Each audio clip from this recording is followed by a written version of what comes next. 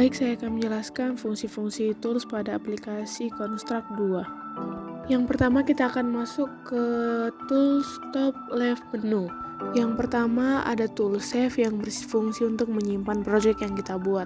Lalu ada tools undo untuk mengembalikan aksi sebelumnya. Lalu ada redo untuk mengembalikan aksi kembali sebelum dilakukan aksi undo. Lalu ada running layout yang berfungsi untuk menjalankan project yang telah kita buat. Dan terakhir ada debug layout yang berfungsi untuk menjalankan pengecekan pada layout yang telah dibuat, apakah ada kesalahan atau error. Kita masuk ke tab home. Saya akan menjelaskan beberapa tools yang jarang kita gunakan atau jarang kita lihat. Yang pertama ada Skira Store yang berfungsi untuk menuju ke halaman skira.com, di mana di situ akan ada library yang dibutuhkan untuk menunjang proses pembuatan game. Lalu ada run layout yang berfungsi untuk menjalankan layout yang telah dibuat. Lalu ada debug layout yang berfungsi untuk menjalankan pengecekan pada layout yang telah dibuat, apakah ada kesalahan atau error. Lalu ada export project yang berfungsi untuk melakukan ekspor dari layout yang dibuat ke web, mobile ataupun desktop.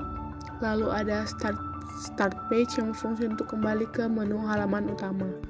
Lalu kita masuk ke tab view.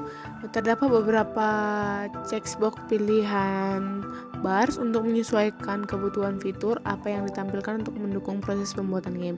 Lalu ada pada zoom panel seperti biasanya, yaitu dengan melakukan customize besar tampilan sesuai dengan kebutuhan pembuatan.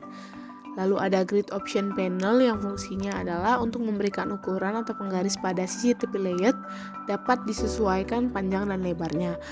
Dan terakhir untuk style adalah untuk merubah style atau tema seluruh panel yang ada pada software Construct 2 dapat dirubah sesuai keinginan dan kenyamanan developer. Lalu berikutnya kita masuk ke tab event. Pada tab event ini fungsinya adalah untuk melakukan pengolahan event pada layout. Isinya nanti akan berupa logika pembuatan game.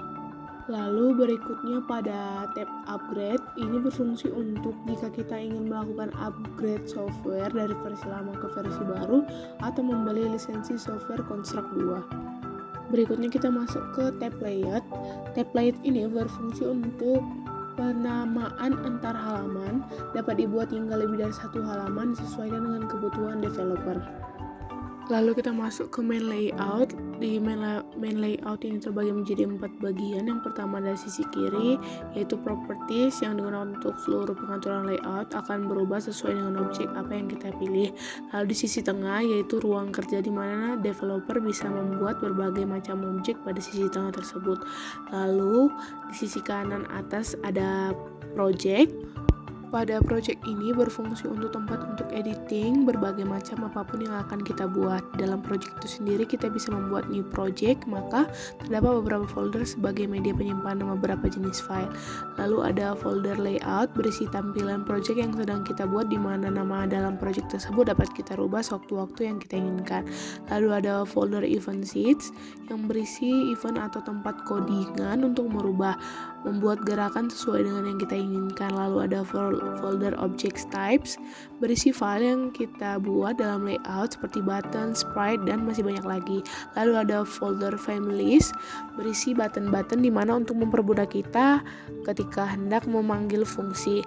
Lalu ada folder sound berisi sound atau suara yang akan kita gunakan, contoh suara tombol dan lainnya sebagainya. Lalu ada folder musik berisi musik yang kita gunakan sebagai latar belakang dalam pembuatan project. Lalu ada folder files berisi file seperti video, teks, seperti ptxt dan sebagainya. Lalu ada layer ini tempat dimana untuk memisahkan sprite, button, dan lain sebagainya pada layout. Karena pada saat kita membuat beberapa layer, maka layer yang sedang kita jalankan akan berfungsi. Karena penggunaan layer sangat berpengaruh terhadap efektivitas pekerjaan kita dan juga mudah dalam memilih atau menyeleksi project kita. Di bawah objek dan layer bisa kita lihat ada tool style map yang digunakan untuk membuat tampilan sprite dengan ukuran sesuai dengan yang kita inginkan. Namun terkadang penggunaan tile map harus dengan ukuran yang sama. Apabila berbeda ukuran, maka penyatuan sprite akan menjadi berantakan. Yang terakhir ada objects. tempat di mana objek yang kita buat akan ditampilkan pada objek bar tersebut seperti sprite, button, dan lain sebagainya. Sekian penjelasan saya mengenai fungsi-fungsi tools pada aplikasi Construct 2, semoga bermanfaat. I like to party!